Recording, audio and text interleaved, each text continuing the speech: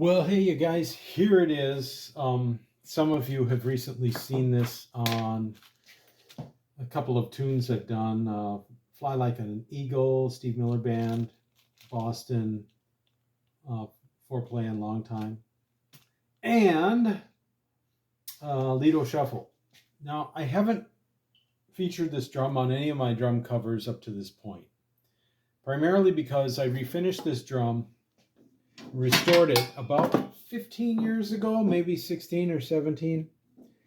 And I finally got properly fitting classic fit heads. I can get it to a medium tension. It was really raising havoc on these vintage claws.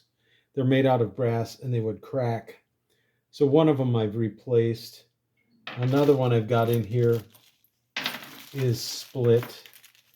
And several of these I repaired back in the day, but brazed them. But yeah, this one is cracked. So I don't want to raise havoc on that. And it's such a good sounding drum. I do want to use it. It had a vintage Emperor head on the batter side, which I thought was interesting, but it sounded really good. Had a nice deep tone. But these straight hoops, this is a 1918 Ludwig. I believe it's a concert model, but they didn't really call them Black Beauties. That was actually Slingerland was the first one to come out with that moniker.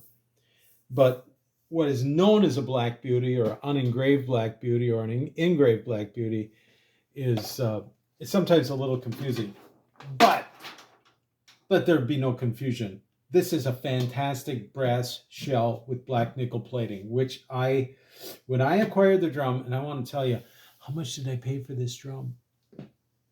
$1,000? $500? No. I got it for free. What? This was a situation of abandonment in the repair shop where I work. And I came to work at the shop in August of 1990. And this drum was there then. And it was brass. And you could tell that somebody had buffed through a lot of the black nickel because it was brass here and here, and there'd be a little remnant of black nickel plating. It was missing 2 tube lugs, and at that time you didn't have Drum Factory Direct or all the drum builder sites, so getting these to this size, I couldn't find anything, and that was before the internet anyway. So around 1992 or 3, I think, I finally decided to rebuild this, and I did it at the time in white enamel, which was an offering that Ludwig and Ludwig made back in 1918. White enamel, brass, I believe, and black nickel. So this was by far the preferred and most beautiful choice. So I had the people that do Ludwig's, or did Ludwig's most current black nickel plating out in Massachusetts, and I can't remember the name of it. I can't remember the name of the plating company, but I sent the shell out and they plated it.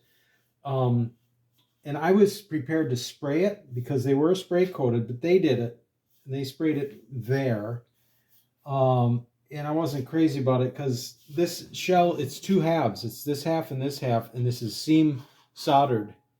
And there's a little bit of leakage on that seam, and so it's looking nasty. But I'm not going to redo this drum again. It also had engraving in it, AAM. I'm guessing that's somebody's initials that originally owned the drum. And people would have that engraved at a local jeweler, or sometimes the factory would do it. But it essentially is just a really basic 6.5 by 14. So anyway, what I'm going to do, I did get the hoop, the counter hoops, 6 lug counter hoops some time ago in the gold lacquer. And it doesn't match my attempt at doing Ludwig gold, which is copper plating with gold lacquer on top of it. This looks much more yellow. It's still a nice look, but be that as it may be, I'm going to start using this drum at home. I'm probably not going to schlep this to gigs. I'm probably going to just use this at home. But what I'm doing right now is because I had to get 2 hoops, they didn't have snare side hoop. So I got 2 batter hoops, and I've never drilled this so that it can take the snare cord. And I am going to do that tonight. So here's what we're going to do.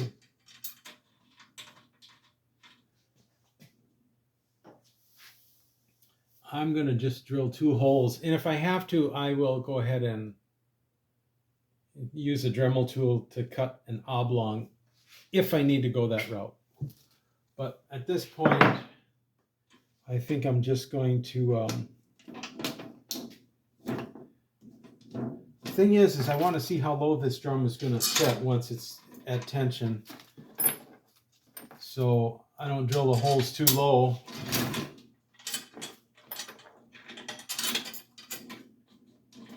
And go with that. But I want to tune it up to about 400 hertz. I like to keep my logos over each other, and it's usually on the side opposite of where the strainer is.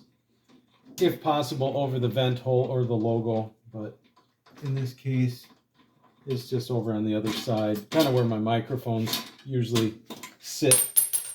Okay. All right, let's do this. So this drum being a 6-lug drum does sound fantastic, and it's got a really neat feel. But even getting at medium tension, there is quite a bit of pressure on each lug point, as you can imagine. And those claws just did not endure that abuse over the years very well. So, but this is a number 1 sounding drum. This is a Black Beauty. I mean, the sound, the tone of a Black Beauty all the way.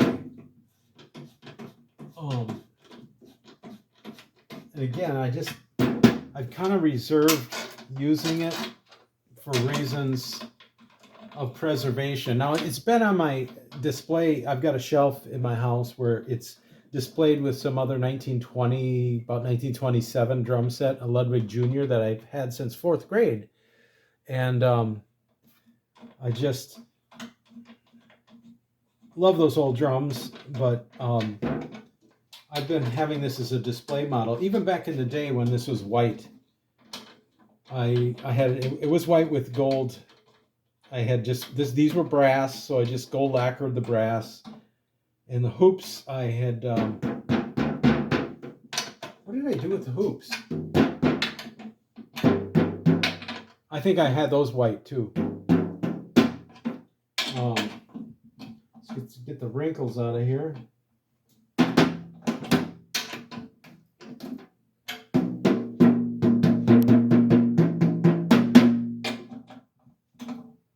Well, that's interesting.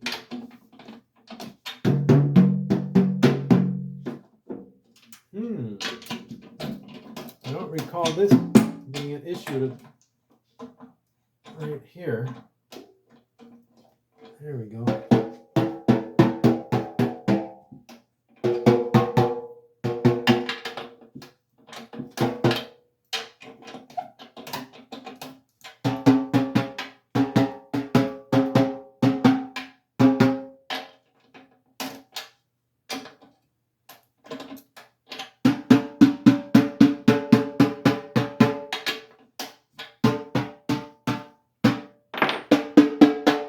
Let me check to see if that's 400 hertz approximately.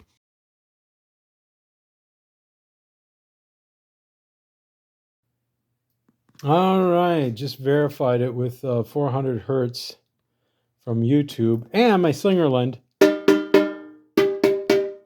it is.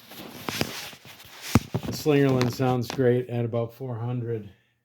All the snare drums do. But that's a lot of tension on each lug point, and God help me if I blow out a lug casing, but it may happen, and if I do, then I guess I'll be doing a repair. But it looks to me like I should probably drill these holes rather high on this rim. Let me measure it. with my precision dial caliper. All right, let's, that doesn't matter if it's thousandths or millimeters, but from the bearing edge to the top of the rim,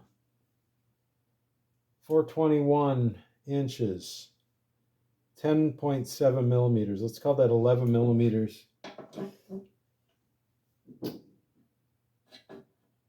Okay, so those dots that I marked on there are almost exactly in the right spot. Look at that. Where am I? There we are. That was just eyeballing it. So I'm just going to put the dots just above that, I think. I can always enlarge in the holes. Let's do this side.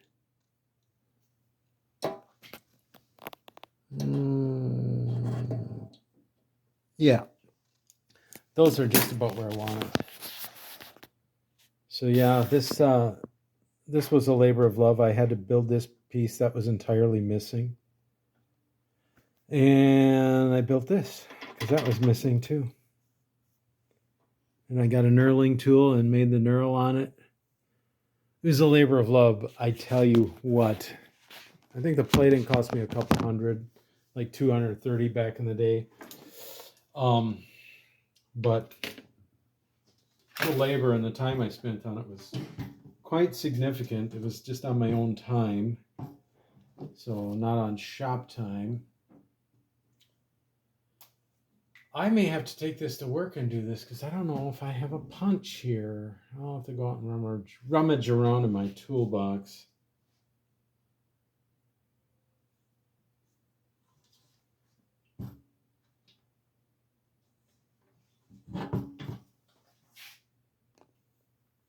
Well, we got the hole started, so let's finish it.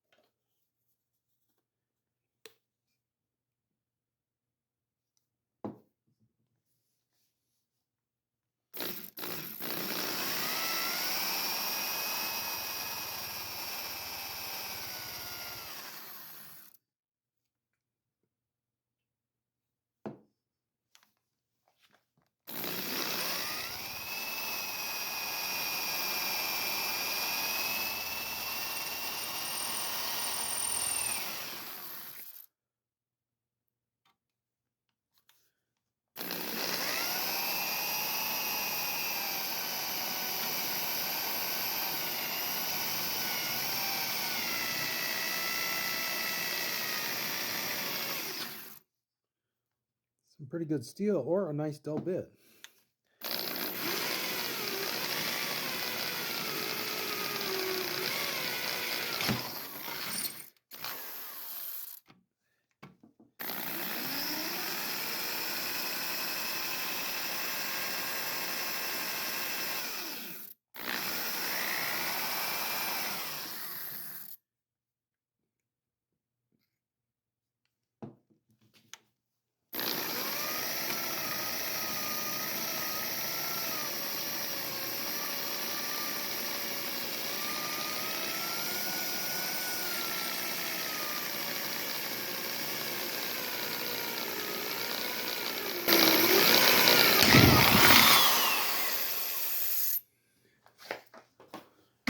Woo doggy, as Jed Clampett would say. All right, that's looking pretty cool. I think I'll follow that up with a tapered reamer. And just to clean that up, kind of nice.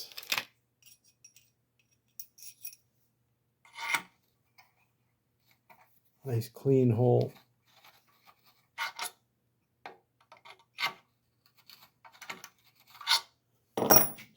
Want that string to glide through there easily and not get shredded. All right, let's do this side.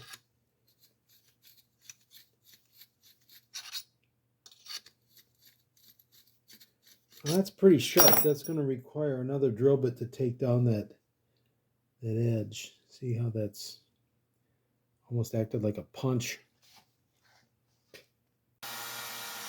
Use a Dremel tool.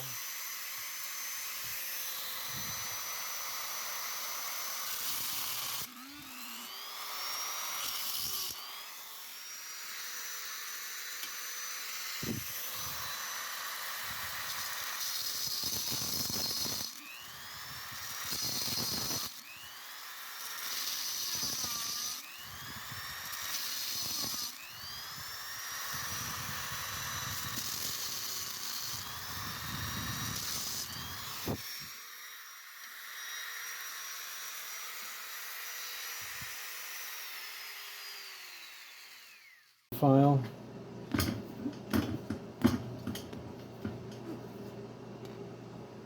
And then just work that, smooth that out, especially right down here, so that snare wire will, I'm sorry, snare cord will glide through there easily. And that feels pretty good. That feels pretty smooth. Let's see what it looks like.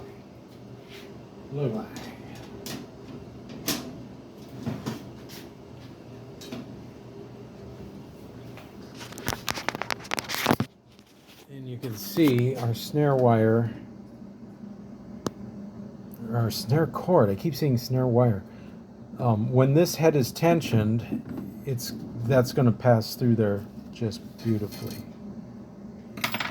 And there'll be a little room at the top. So let's do the other side and get that done. Okay, so we got it. And if you look carefully, look at that. Perfect. Those snare cords are going to go right through there. They'll be resting on that head on the snare bed. And same with the other side. Look at that. That's going to be perfecto.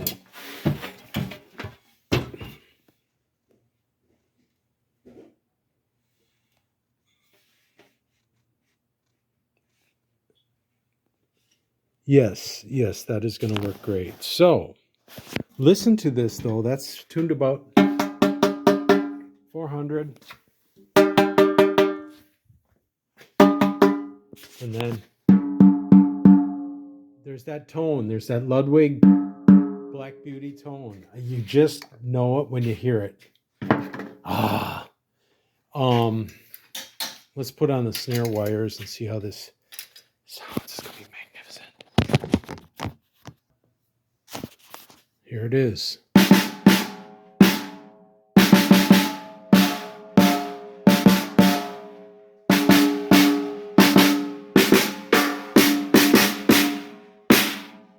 And that's just with a set of cheap snappy snare wires on it,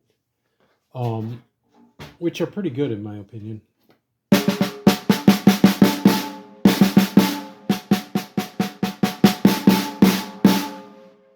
Let's loosen those up a little bit.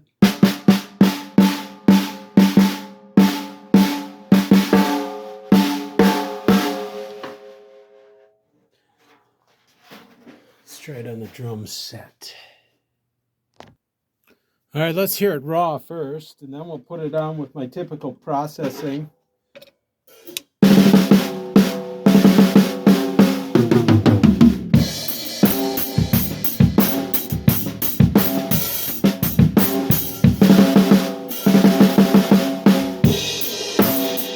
Little rim shot.